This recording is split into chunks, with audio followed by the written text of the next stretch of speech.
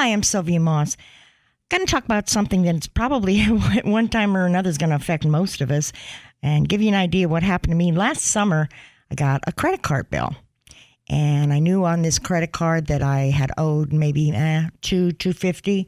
When I opened the bill, it said balance $1,600. I hit the roof. I didn't know what to do.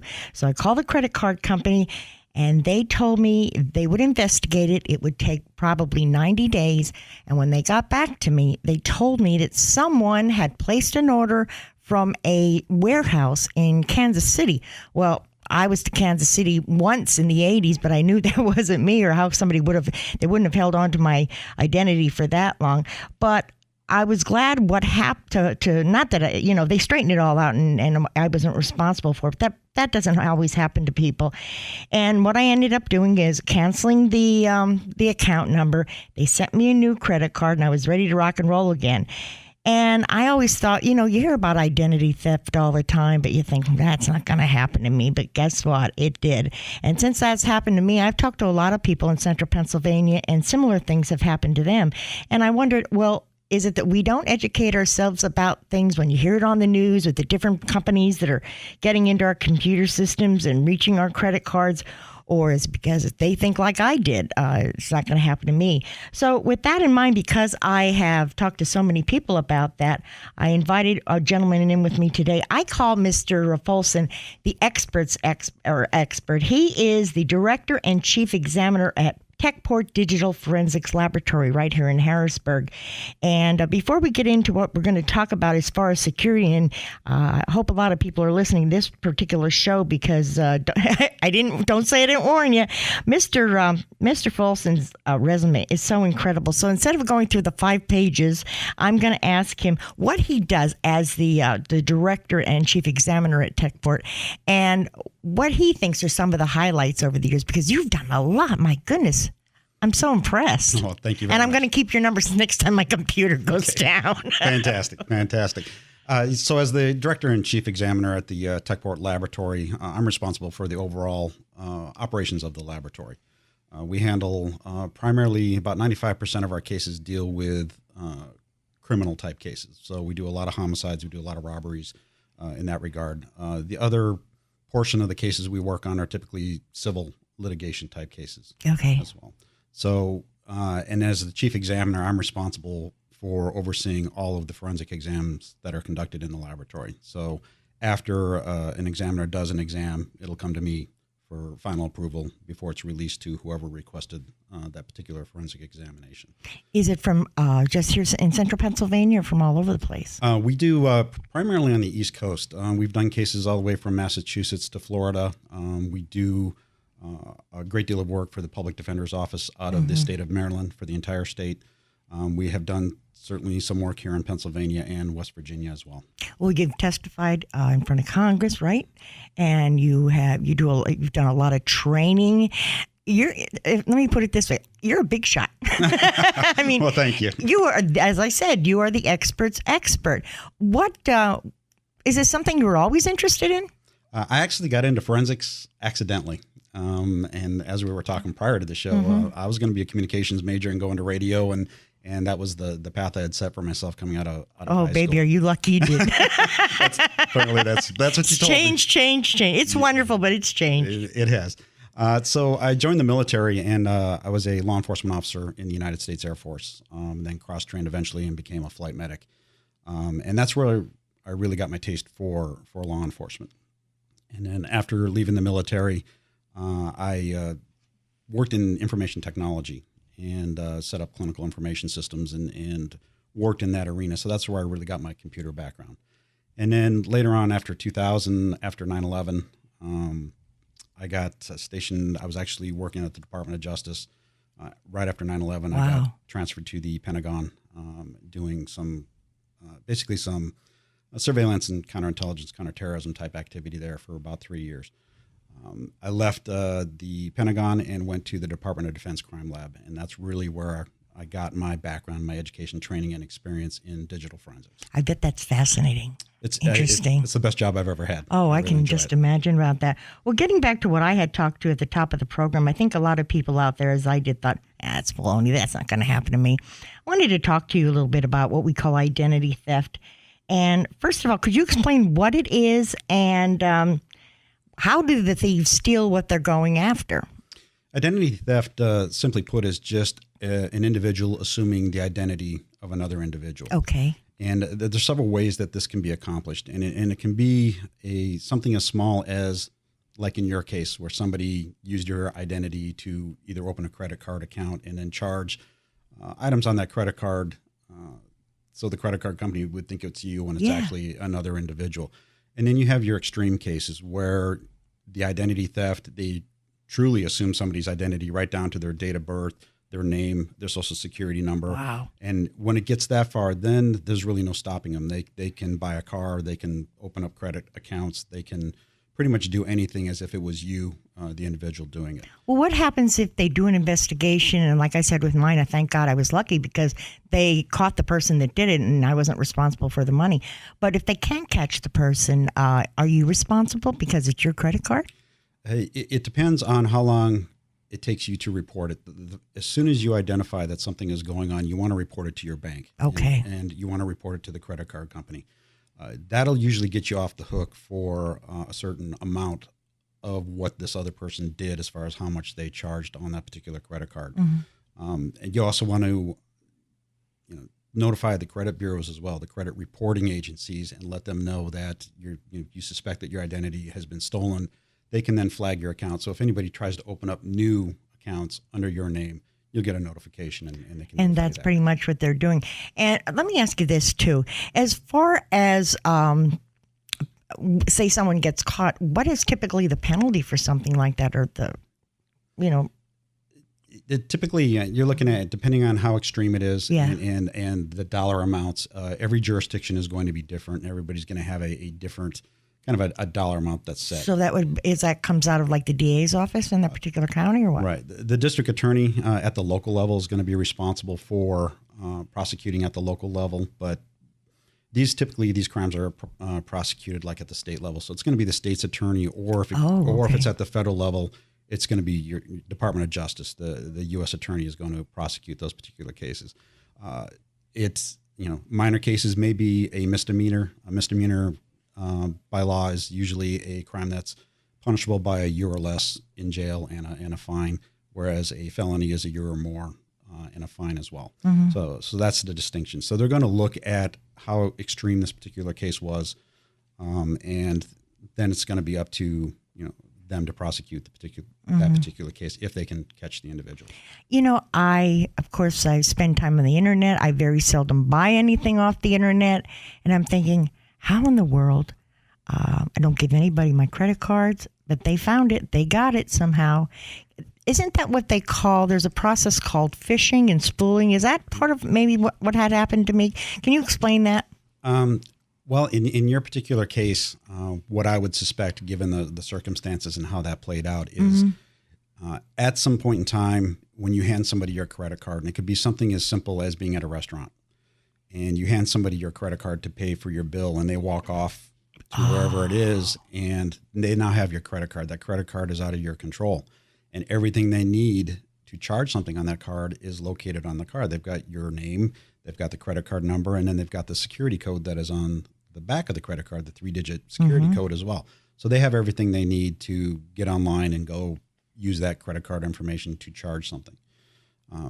What I would recommend and what I tell everybody is, if you can at all times, if you're in a situation where you got a choice between using cash and your credit card, use cash.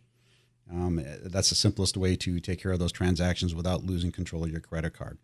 Now, one thing I find positive is a lot of restaurants and a lot of places are going to actually doing the credit card transactions at your table. So you're actually holding the credit card, you're swiping the credit card, and your server isn't involved in any way, shape, or form in that transaction, which allows you to maintain control. So that is a positive thing that we're seeing. But in those situations, when in doubt, if you can't control the credit card, then consider paying cash. What is the situation we hear about a lot today where people can walk right past you, and if you have your wallet in your pocket, they can scan your credit card numbers or anything. Right. Electronic pickpocketing is what that refers to.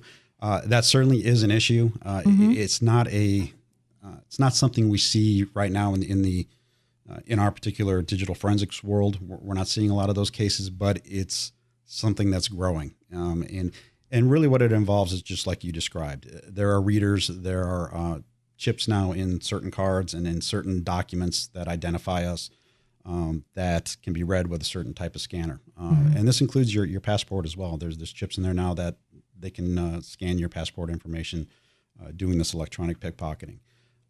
So it is an issue. It hasn't grown to the point where we're seeing a lot of it in the criminal world, but people should be aware that is a possibility. What was I watching on TV the other night where some guy said, "Yeah, now I don't have any fingertips. It can be anybody he wants." If only it were or that easy. Fingerprints, not fingertips, fingerprints. But even if you with your Social Security card, that's pretty scary too. That's really scary, Social Security card, because you have access to so many things. It is, and where criminals will focus in stealing that particular type of information. If you go back to a case out of the state of Utah back in 2012, where hackers were able to hack into the health system that covers the health of the children in the state. And they were able to steal 250,000 of those children's Social Security numbers. Oh my gosh! And so, and that's the target. That's what they want, because they will be able to use those security numbers for years before anybody knows. Here you got small kids that infants, toddlers. Yeah, they're not going to be using that Social Security card or that number for years, and so they target those particular Social Security numbers for that very reason, is that they're going to be able to use them for a very long time before anybody gets wind of the fact that it's been stolen. That's horrible. Here in Central Pennsylvania, I mean, you've been all over the country doing what you do. How do we measure up with the rest of the country, do you think, as far as, let's say, identity fraud? Or is there a lot of it going on around here? There is, nationwide, there is. Okay. And you got different elements competing for different types of this type of data. Typically, like in the case of Utah, when they target, such a large quantity of what we call personal identifiable information, or PII.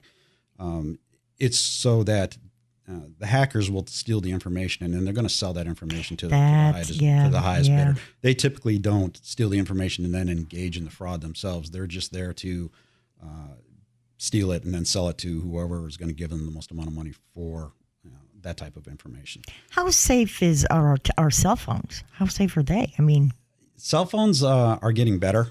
It's always going to come down to the security features that are built into the phone and whether anybody's engaged those security features, whether you PIN protected your cell phone or you have password protection on the particular cell phone.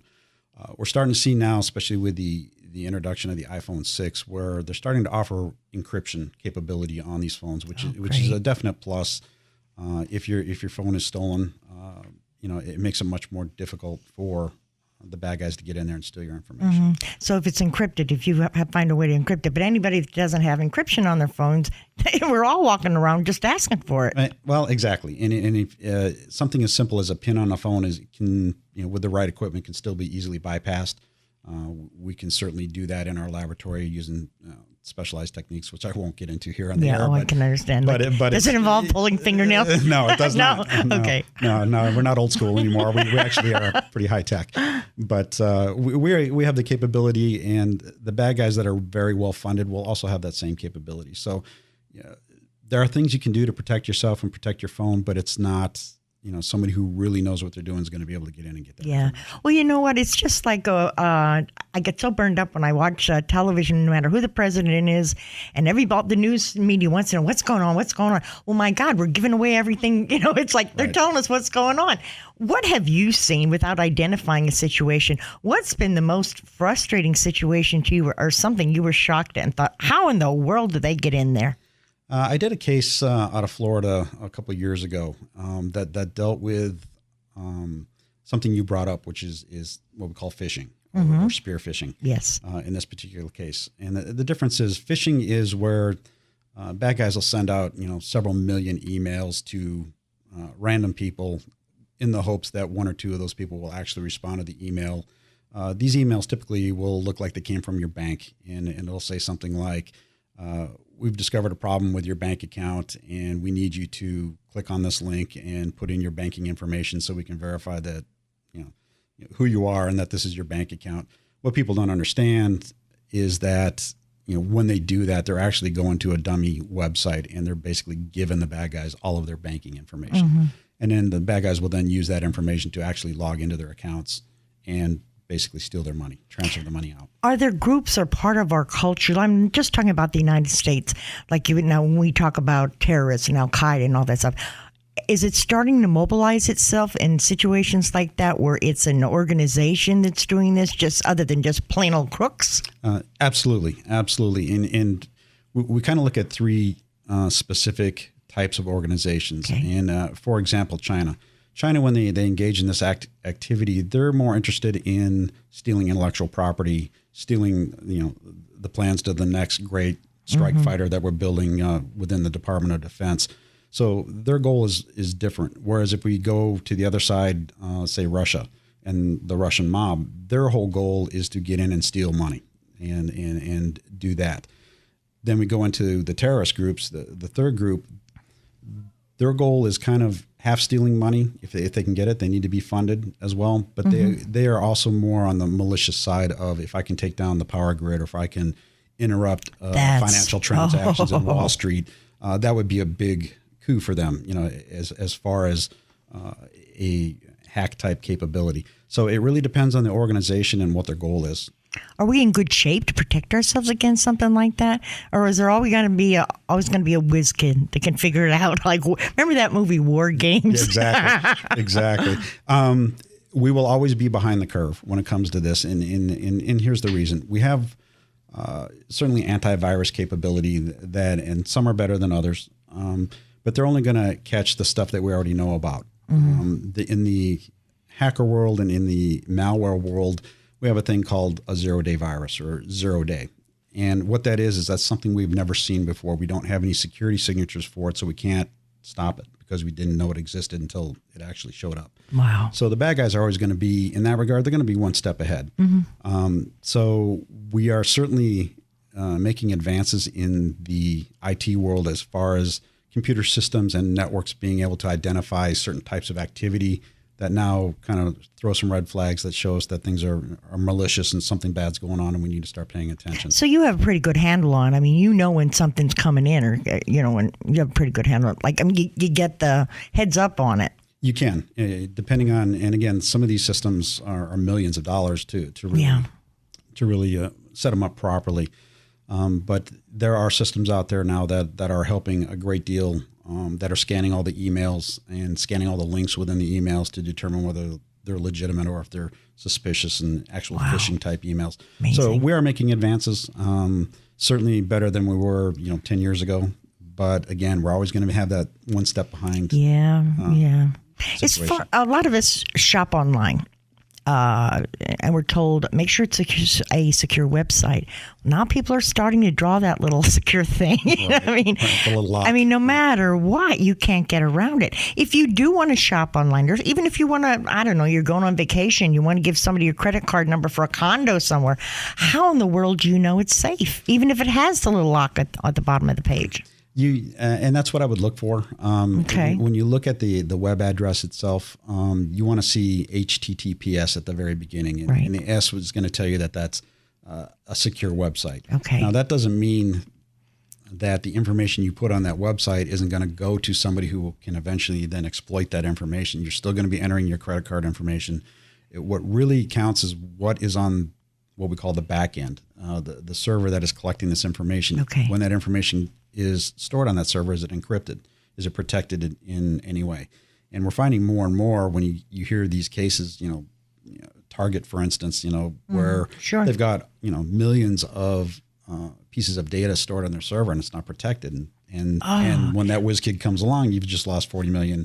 But you would think records. a corporation that big would have every single thing in place. You would. Yeah. You would. But it happens. And so I think as these incidents come out more and more, now that they're required by law to report these incidents, we're hearing more and more about these.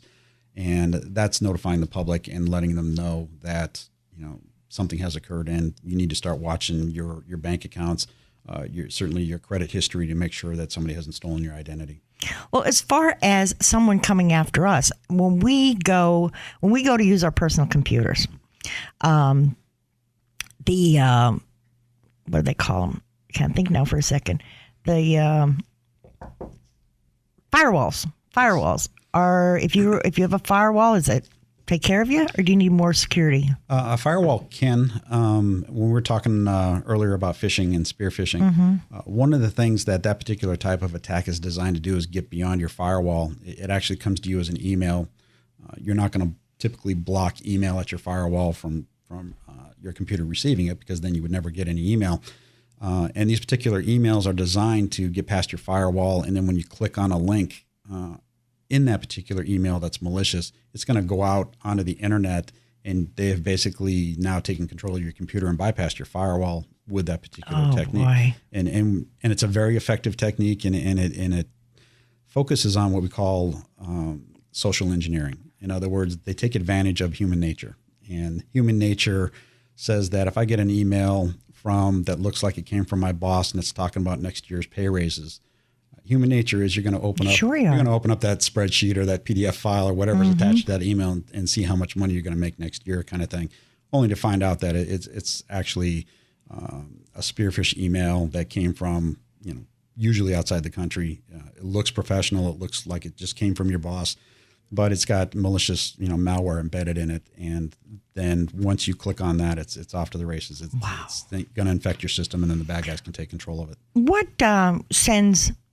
How does the computer know enough to send stuff to your spam box rather than, because I've sent stuff out to people and they say, I never got it. Well, let me check my spam box.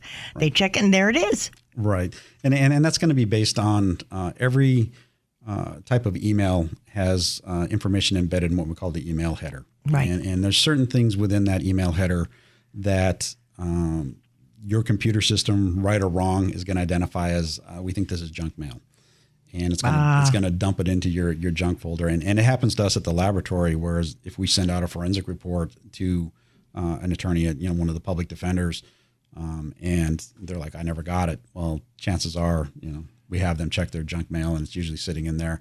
So it's not a perfect system. And I would encourage anybody that if you have that junk mail folder, you want to check it periodically to make sure there's no real business, critical business that you're missing in that regard. I got to ask you this one. This happened to me a couple of years ago. I'm sitting at my computer. I clicked on a website to get, Windows Explorer or something. And I can't remember what it was, what I was using at the time. All of a sudden, this porno site comes up. I'm like, I've never been on a porno site. How does that happen? That is a function of, just innocent, like you said, internet searching.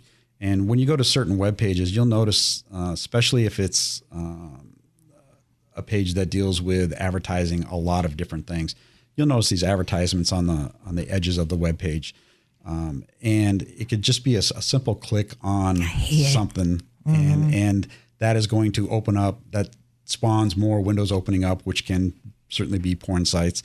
In extreme cases, we have what we call a tornado, which is it just explodes porn on your screen, kind of thing. So that's out there. It does happen. Whoa, that was an eye opener. Yeah, it can be a shock, definitely. When you're not expecting it. Let me ask you this: with so much use of social media these days, kids are really facing a lot. I mean, how can you protect your children? Let me ask you this first.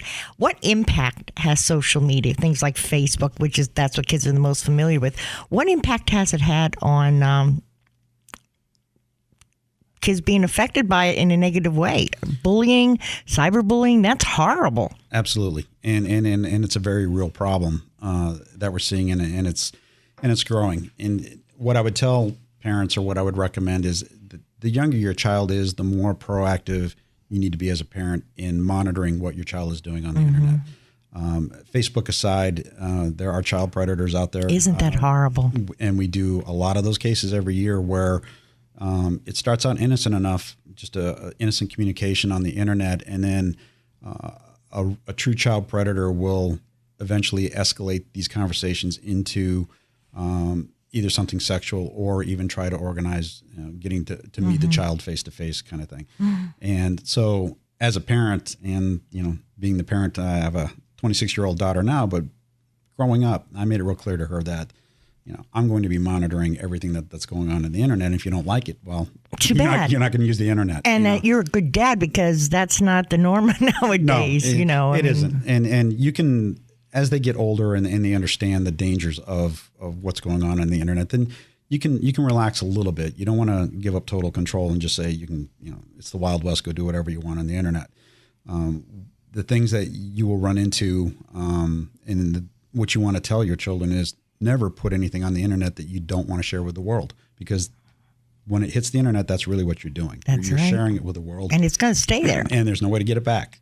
So when you start sharing these pictures and we've had examples of this, of some famous actresses that thought they were, backing up their phones on the internet and in the cloud kind of thing. And, it got stolen and there's no way to get that back. And so you need to make it real clear to kids, when they first start out and very young, when they first start accessing the internet and start using it, you need to be proactive, watch what they're doing, and just be aware that, once they put something out there, it's out there, and they're never going to get it back. Is there anything that you can buy to put on the computer? I mean, there's lots of things I know that are out there that you can keep them out of, different sites. But is there anything surefire that you can put on the child's computer they can't get into? I guess not. Even with Facebook. Right. There are some things you can do, but it's not foolproof. And whatever you implement at home isn't going to stop them from doing it at school or at Starbucks if they can get on the network there. So it's not foolproof. You can certainly exercise more control over your computer system in your house. But kids are kids, And kids are kids, but be a parent. Be a parent.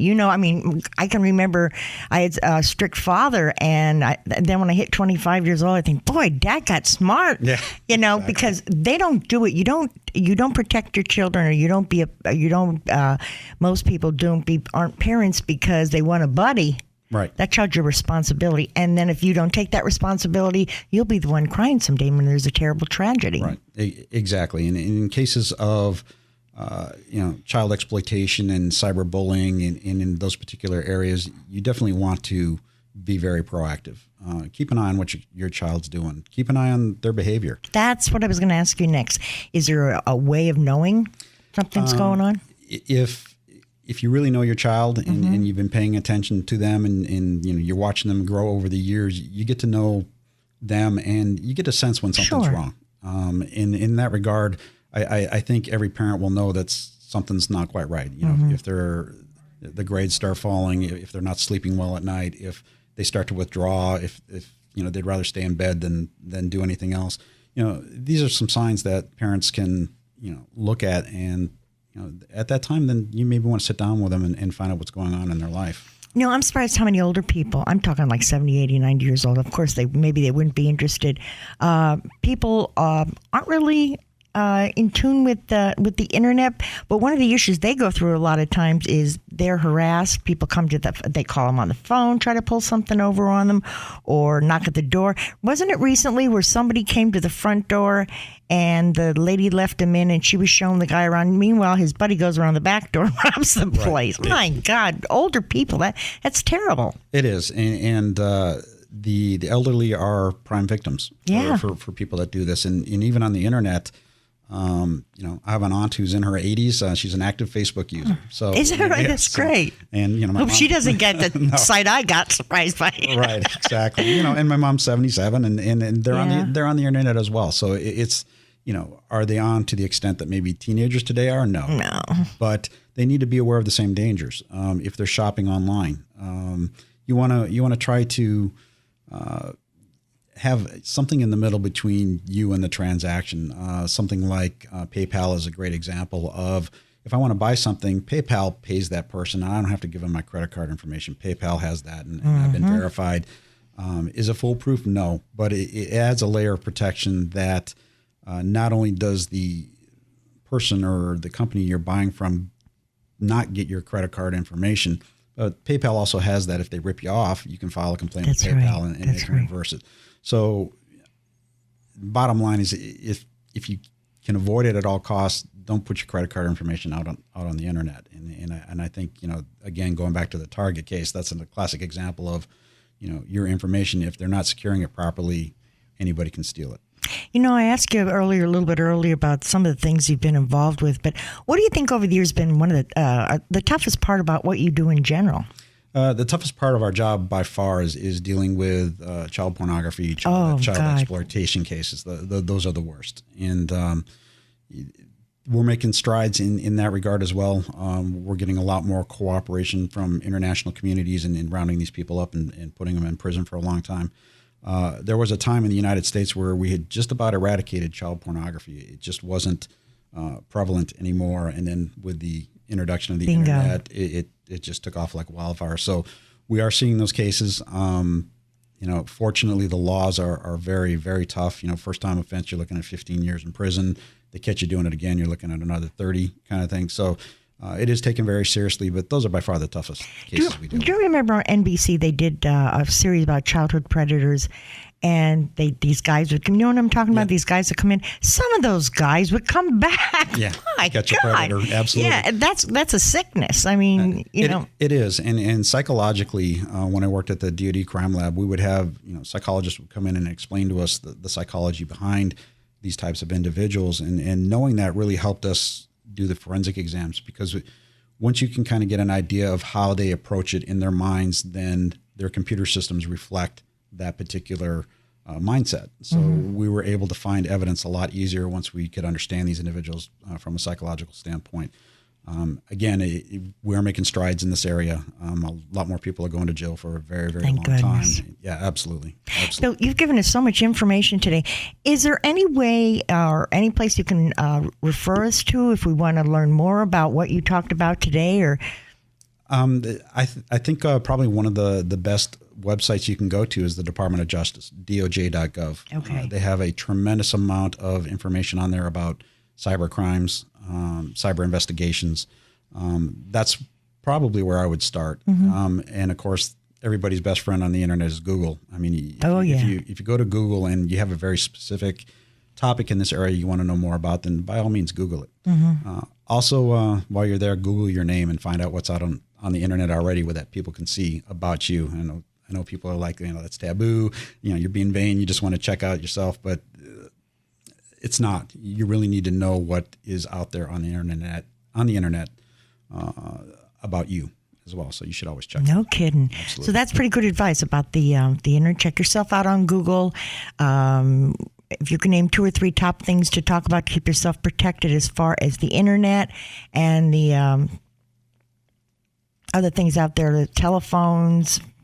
Right, exactly. Yeah. Your identity. You want to protect identity theft. Keep yourself from identity theft. Yeah. Right. Your identity is worth a lot of money, and in the hands of the wrong people, it can cost you a lot of money. So you want to protect that information. Certainly, your PII, your personal information, like your date of birth, your home address, your social security number, mother's maiden name, things that people would need to go out and open, charge accounts or buy a car. And you don't even think about that when you're putting a password in. It says, then it'll say the question, and you could put like, what's your first pet's name? What's your mother's maiden name?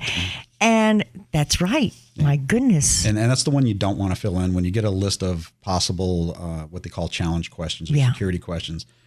You never want to fill in the one about your mom's maiden name, because that's really one thing they look for when you open up a credit account. They ask you what your mother's maiden name is. So don't put that out there.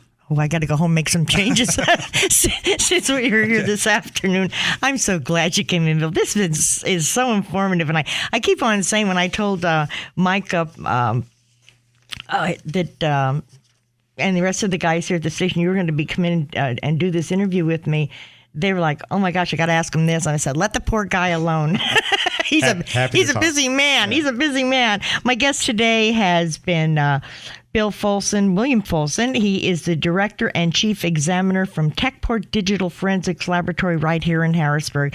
And as always, if you can't get in touch with my guest, and I'm not telling people out there to call you, Bill, call me. Right? Fantastic. I'm Sylvia Moss. This has been a presentation of iHeartMedia. See you next week.